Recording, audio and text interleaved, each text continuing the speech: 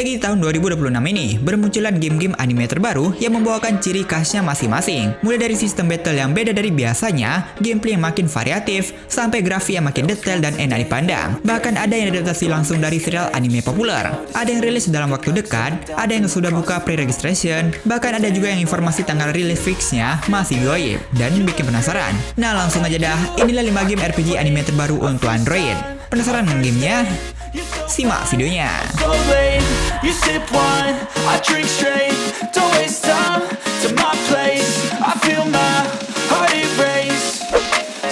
Lumin Echo of Space-Time, sebuah game yang kabarnya pengganti Guilin Chao. Sama-sama masih di region CN, tapi bedanya, game ini bakal melakukan tahap tesnya di bulan Maret 2026 nanti. Dan pre-registrationnya udah buka sekitar seminggu yang lalu. Meskipun kabar awalnya game ini muncul di tahun 2024, dan sekarang ada info pre-registrasinya. Dan untuk platform yang dikonfirmasi ada PC dan juga Android. Jadi ini game apa sih? Inilah sebuah game side-scrolling action RPG dengan desain anime. Walau formatnya side-scrolling, animasinya bukan kaleng-kaleng. Ya tentu saja, game yang mengharuskan kalian agar nggak skill isu. Game ini harus cepat, tepat, apalagi dalam obstacle-nya. Dan untuk kombatnya pastinya cepat dan responsif dengan efek skill yang juga bagus. Ini tipe game yang nuntut refleks. Kalau salah timing, bisa kena combo musuh atau gagal hindari mekanik stun. Dari video official yang rilis, game ini juga udah memperlihatkan beberapa boss fight yang cukup seru. Walaupun ini masih video footage-nya, setidaknya udah ada gambaran jelas soal feel combatnya. Dan nggak sampai di situ, ada juga sedikit tampilan dari manajemen si karakternya dengan tampilan yang cukup clean dan desain karakter animenya yang kuat secara visual. Tapi sayangnya game ini belum ada tanggal rilis sih, cuma ada tanggal CBT-nya doang.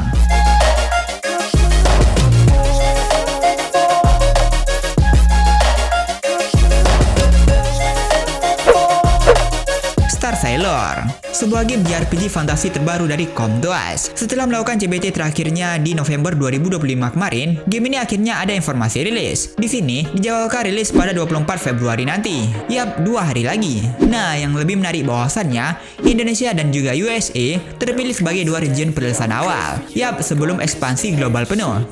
Yang artinya Indonesia termasuk pasar yang cukup diperhitungkan untuk game ini. Oke, sekarang kita bahas ini game apaan sih? Bukan game hack and slash maupun open world. Sebenarnya, ini hanya game RPG anime turn-based, tapi dengan gameplay yang menarik dan animasi yang niat banget. Gameplaynya berbasis party. Jika dari segi manual, kamu bakal ngelepasin skill menggunakan sistem SP. Dan itu satu persatu karakter party kita. Tapi ya, namanya juga game turn-based ya kan? Pasti bakal ada full autonya. Yang bikin beda yakni skill chain dan tim strategi, burst change system, dan fokus pada one shot victory moment.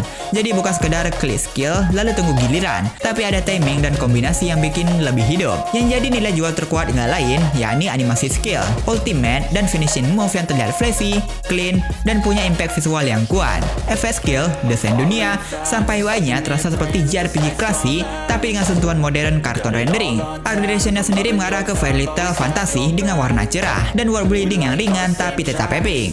Ini bagus sih seriusan.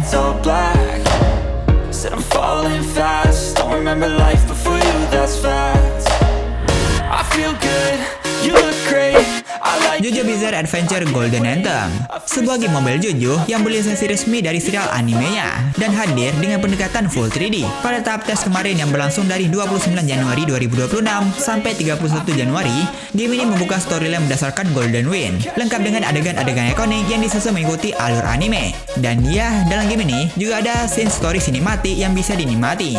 Jadi bukan cuma battle doang. Secara sistem, ini adalah game strategi berbasis party. Kamu harus menyusun tim dan strategi sebelum battle. Saat battle berlangsung, karakter akan auto battle seperti game Idol. Tapi ada animasi ultimate khas JoJo yang jadi highlight utamanya. Jadi walaupun auto, tetap ada momen klimaks lewat ultimate skill yang dramatis. Untuk grafik ini bagus, lingkungannya terasa hidup dan gak monoton. Dan salah satu fitur paling menarik adalah 18 environment dinamis yang mempengaruhi pertarungan. Seperti ada karakter tertentu dapat buff saat hujan deras, ada karakter yang kebal saat efek kabut, dan lain sebagainya. Ini bikin tiap battle nggak selalu sama dan tergantung situasi. Game ini mencoba membawakan esensi JoJo yang sesungguhnya, bukan sekedar pukul-pukulan, tapi pertarungan kecerdikan. Nah, ngomongin tanggal rilis nih, rumornya sih game ini bakal rilis akhir tahun ini. Tapi itu masih rumor sih.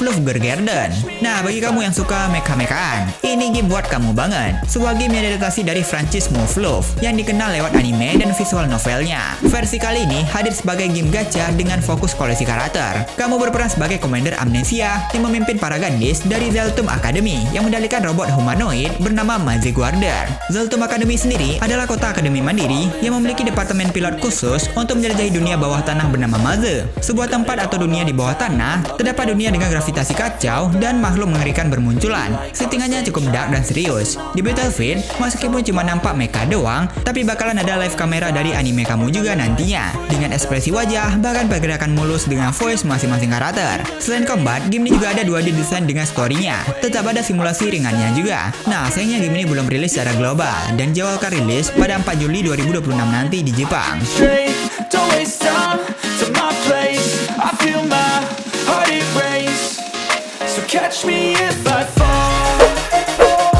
Academy of Heroes, sebuah game RPG anime yang membawakan tema yang benar-benar unik, yang dimana game ini menggabungkan kisah klasik Romance of the King Kingdoms dengan settingan sekolah modern dan sentuhan kekuatan super.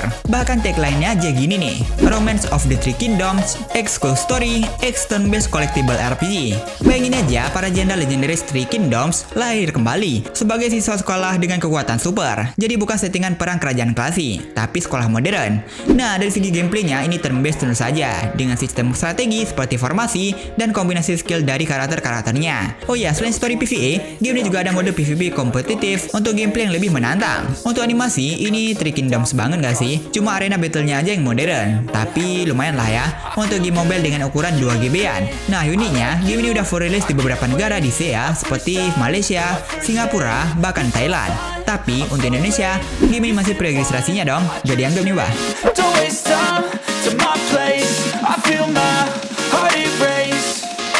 Catch me if I fall.